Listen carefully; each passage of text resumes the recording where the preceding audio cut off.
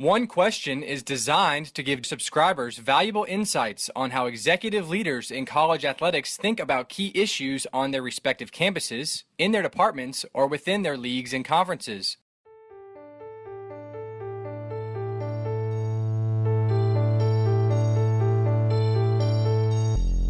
Greetings, this is Ty Brown and welcome to One Question, where we highlight executive leaders in college athletics. Our guest today is Harry Stinson.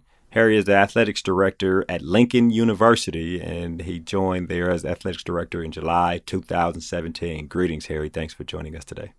Thank you for having me. Now, Harry, you're a few months shy of completing your first year in the AD chair there at Lincoln University. And, of course, you've done a lot in that first year, right? It comes at you. Not long after starting the position, you helped to navigate the baseball and women's soccer teams to a new conference. And I'd be interested to know, what was your role in choosing the conference, negotiating membership, and I guess facilitating that whole exchange of having some of your athletics in a new conference? Well, I appreciate you having me on, and it's a great honor to be a part of this podcast. Once I got here, I began to dive into the history of where we are and why we're at where we're at. And one of the things that I noticed was women's soccer, when we moved from Division III to Division II, women's soccer had never been in a conference. And baseball had been in the CIAA, but because of some sponsorship issues within the conference, the CIAA no longer sponsored baseball. So here we are with baseball and soccer pretty much just playing as independents. And when we looked around at conferences that would be comparable for us, that will fit into our blueprint, and we started to look at ways for us to ensure that our student athletes had a quality championship experience, but at the same time fitting into the footprint of where we recruit heavily. So Philadelphia, New York, we have a lot of students coming out of those areas, and we play them in our out-of-conference events. And baseball in the ECC, they were around 6 or 7 members, so it was a viable fit for us to go right into that conference. And it will shore up some things with them, but it also helped us as well. And women's soccer, they were at 9 teams, so us moving into that conference allowed us to shore them up as well and have 10 conference schools and have a schedule that would be balanced for us. So, as we did our assessments of everything, it was just a perfect fit and a win-win for both us as well as the ECC, the East Coast Conference, for us to go right into that. And I had a relationship with the commissioner, so as soon as I started, he reached out and we just began to talk, and it just made sense. As you mentioned, you reached out. You guys communicated. I assume they knew what your dilemma was, and you explained what the dilemma was and tossed the idea out. And what happens from there after that initial conversation? So we, sent out a survey amongst their conference to see the viability of us joining. Like I said, we had already played. Many of the members in out-of-conference play anyway, so we were unanimously chosen by the coaches and the athletic directors. Their president's council voted.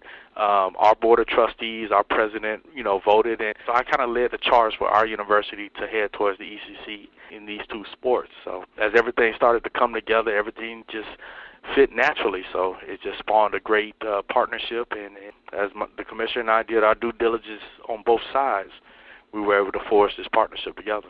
Is that something, when you make that type of transition, is that something you have to run up to the NCAA, and is there legal paperwork and type of things that you need to do in terms of joining another conference and making it official? Not necessarily. Okay. We meet sports sponsorship, they meet sports sponsorship. So the big thing was having that affiliation tied down by their membership and our membership. So right. Typically it would be something that you would do, coming out of one conference going into another. But we're affiliate members. We have a 2-year deal, so it's nothing necessarily long-term. We can both look at it and be able to access, especially if the CIAA brings back baseball with some of the different membership changes, like bringing in Claflin may do.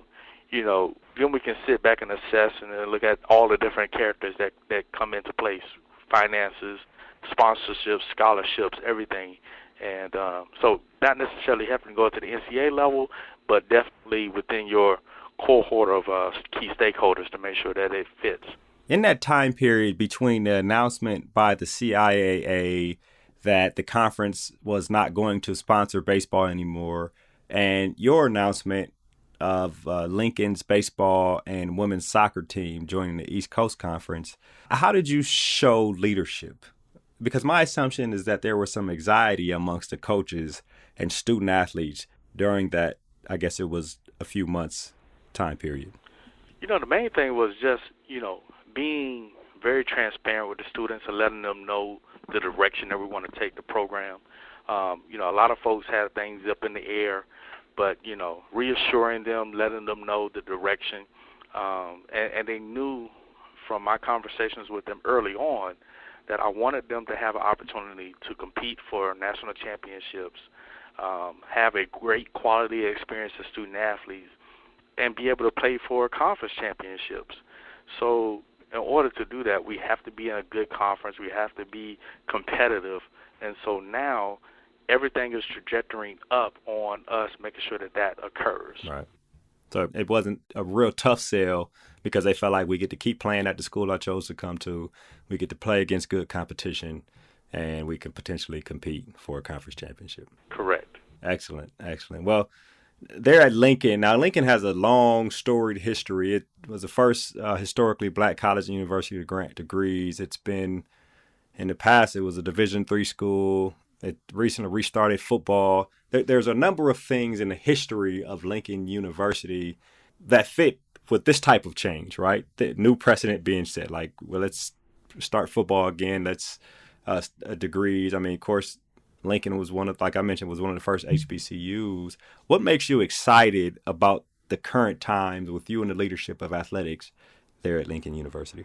The thing that drew me to this opportunity at Lincoln was the fact that as old and as historical as the university was, we still were in our infancy stage of identifying who we actually are. Right.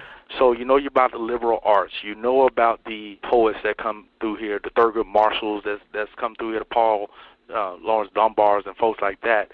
But we started football in 1894.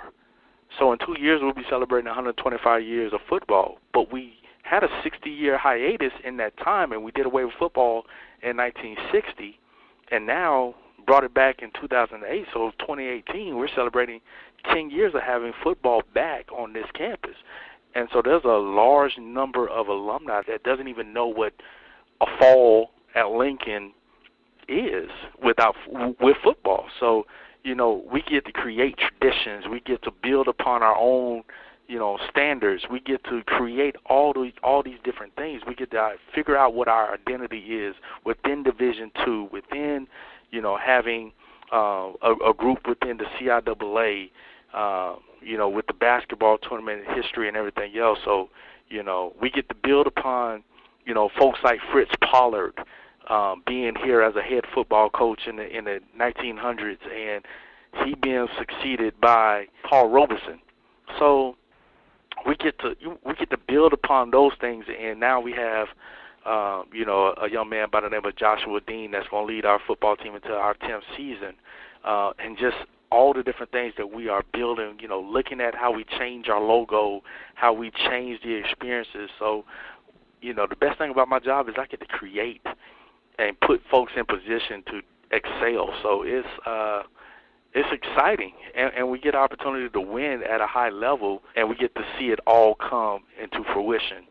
So that's the best part about it, and the history of this great institution is unparalleled.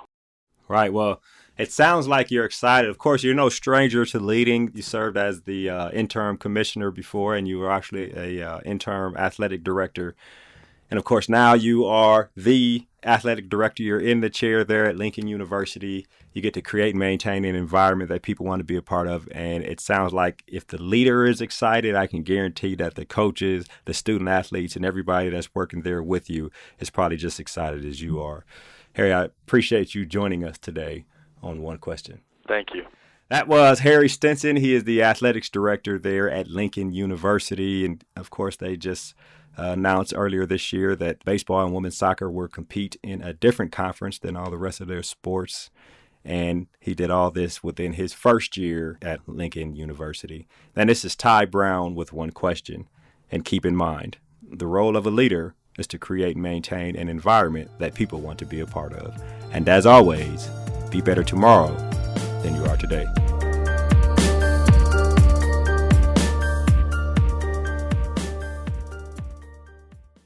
This episode of One Question is produced by Spades Media Group, solving problems using creative leadership.